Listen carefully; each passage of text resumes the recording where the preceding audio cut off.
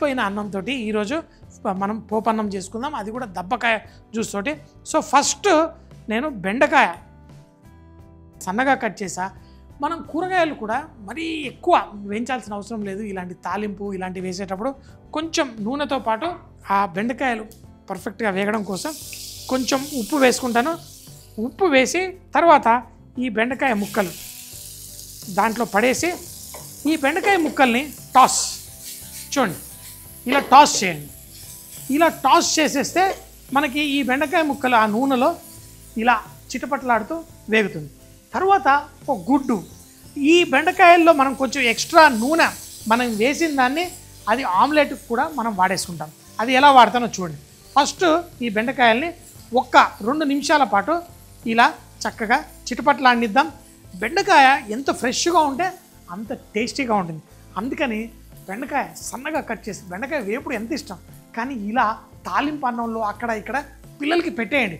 ఎందుకంటే ముఖ్యంగా నా ఉద్దేశం ఏంటంటే పిల్లలు చాలాసార్లు ఈ కూరగాయ తిన్ను ఆ కూరగాయ తిన్ను అంటారు. సో ఇప్పుడు ఈ బెండకాయలు పిల్లలు తినరు అంటే వాళ్ళకి ఈ విధంగా లైట్గా సాటే చేయండి. కొంచెం ఉప్పు వేయడం వల్ల ఏమవుతుందంటే ఒకవేళ మనం నాన్ స్టిక్ కాకుండా వేరే గిన్నెల్లో చేసిన కింద అంటుకోకుండా మనకి పర్ఫెక్ట్గా ఉంది. ఇప్పుడు బెండకాయ ఫ్రై అయిపోతుంది. ఈ గుడ్లు కూడా మనం లైట్గా బీట్ చేసేసుకొని మనము ఒక ఆమ్లెట్లా వేసి ఫ్రైడ్ ఎగ్, ఎందుకంటే పొద్దున ముఖ్యంగా బ్రేక్ఫాస్ట్లో అప్పుడు గుడ్లు తినాలంటారు. ఆ తాలింపు అన్నంలో గుడ్లు వేసారనుకోండి భలే సూపర్గా ఉంటుంది. సో గుడ్డుని లైట్గా బీట్ చేసి ఈ బెండకాయల్ని ఒక సైడ్కి అనేద్దాం.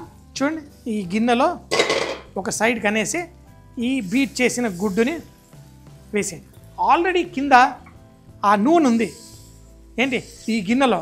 స్లోగా ఇలా ఇలా ఇలా ఆ బెండకాయల్ని పక్కకనండి, మనకి ఒక పెద్ద ఆమ్లెట్లా వచ్చేసింది.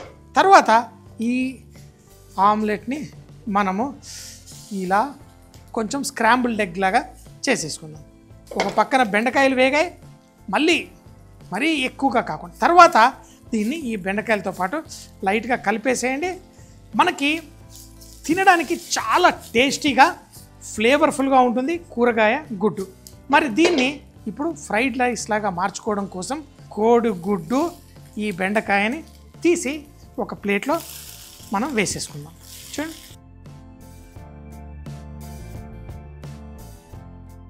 ఫస్ట్ బెండకాయలు వేయించేటప్పుడు ఒక చెంచాడు నూనె వేసా, దాంట్లోనే కోడిగుడ్డు కూడా వేసాను, మళ్ళీ నూనె వేయకుండా. సో సరిపోయింది ఇది పర్ఫెక్ట్గా. ఇప్పుడు మరి కొంచెం నూనె వేసి ఈ ఉల్లిపాయలు, సన్నగా తరిగిన అల్లం వెల్లుల్లి, ఎందుకంటే ఇందులో బోల్డ్ అన్ని తాలింపు ఇంగ్రీడియంట్స్ ఉన్నాయి. ప్రతి దానికి ఆరోగ్యానికి ఒక గుణాన్ని అద్భుతంగా చేసే గుణం ఉంటాయి ప్రతి ఇంగ్రీడియంట్లో. సో దీంతో ఎలా ఫాస్ట్గా మనం చేసుకోవచ్చు. దీనికి కొంచెం పులుపు కోసం నిమ్మకాయ కాకుండా దబ్బకాయతోటి ఎట్లా చేస్తానో చూడండి. మళ్ళీ తాలింపుకు కొంచెం నూనె వేసుకుందాం. దబ్బకాయ కట్ చేసుకొని రెడీగా ఉంచుకున్నాను. ఇప్పుడు మనం ఏది నిమ్మకాయ అన్నం చేసుకున్నట్టు దబ్బకాయతో చేసుకుందాం. ఫస్ట్ ఆవాలు చిట్పట్లాడాలి, కొంచెం జీలకర్ర, శనగపప్పు, మినప్పప్పు. నాకు ఇష్టం అంటే ఆ గుండ్లు తినేటప్పుడు అవి ఏరుకొని తింటూ ఉంటాం. సో మనం తిన్నట్టు కాదు, పిల్లలకి ఏమి ఇష్టమో అది చేసి పెట్టాలి. చాలామంది ఏం చేస్తారంటే మనం వండుకొని పిల్లలకి కుక్కుతూ ఉంటారు. అలా కాదు, పిల్లలకి ఏమి ఇష్టమో వాళ్ళకి చేసి పెట్టాలి. మినపప్పు కూడా కొంచెం లైట్గా కలర్ వస్తున్నప్పుడు కొంచెం వెల్లుల్లి, సన్నగా తరిగిన అల్లం, ఇదంతా ఫ్రైడ్ రైస్కి చాలా బాగుంటుంది. మనం పులిహోరలో మనం వెల్లుల్లి వేసుకోం, కానీ ఈ ఫ్రైడ్ రైస్కి నేను వేస్తున్నాను సన్నగా తరిగిన ఉల్లిపాయలు, కొంచెం కరివేపాకు. ఇన్ని ఇంగ్రీడియంట్స్ అంటే ఓపిక ఉండాలి. ఇవన్నీ ఫ్రిడ్జ్లో పడుంటాయి, తీసి వేసి కొట్టుడు అంతే. సో దీంట్లో ఇవన్నీ వేసి కలిపి లైట్గా వేగుతున్నప్పుడు దీంట్లో కొంచెం పసుపు, ఉప్పు, ఆ రైస్కి కూడా మళ్ళీ అన్నిటికి సరిపడా ఉప్పు, సన్నగా తరిగిన పచ్చిమిరపకాయలు వేయండి. ఇప్పుడు మీకేమన్నా మసాలాలు వేసుకోవాలి. నేను ఈరోజు లైట్గా మిరియాల పొడి వేసుకున్నాను. కారపొడి అన్నీ తీసి పెట్టుకున్నాను కానీ వేయట్లేదు.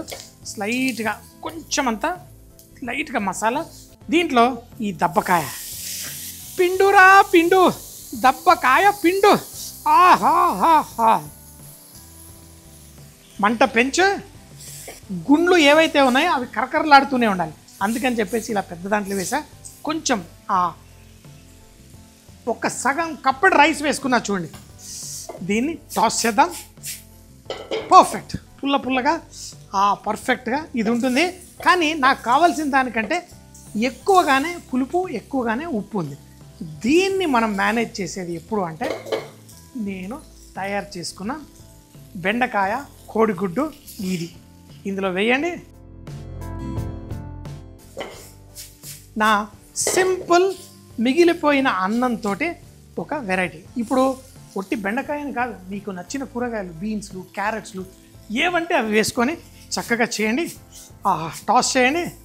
ఇప్పుడు మీకు నచ్చిన టీవీ సీరియల్ పెట్టుకోండి, చక్కగా తినుకుంటూ ఫుల్గా ఎంజాయ్ చేయండి. చాలా సింపుల్గా రైస్ వేడిగా బుసలు కొడుతూ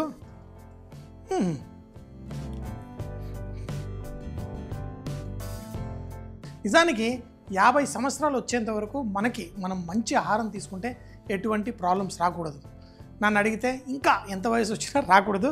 ఎందుకంటే మనం తినే ఆహారంలోనే ఇందులో మంచి తప్పకాయ వేశాను, అందులో వైటమిన్ సిలు, పులుపు అన్నీ వస్తాయి. అలాగే కూరగాయలు, అలాగే దాంట్లో ప్రోటీన్, మన కార్బ్స్, పొట్టి అన్నం ఇంత కుక్కడం కాదు, దాంతోపాటు అన్నీ వేసాను. ఇంత అన్నం మిగిలింది, కానీ చేసేసరికి ఇంత అయింది అన్ని కూరగాయలతోటి. ఆ బెండకాయ ఫైబర్ ఉంటుంది, తిన్నామనుకోండి అన్నీ మలబద్ధకం ఉన్నోళ్ళకి అందరికి కూడా చాలా కంఫర్ట్గా ఉంటుంది. సో నేనేమంటానంటే, మిగిలిన అన్నాన్ని అదే రూపంలో ఏదో మిగిలిపోయిన కూర పచ్చడి పెడితే పాపం, మంచిగా దాన్ని వెరైటీగా చేసి పెట్టండి.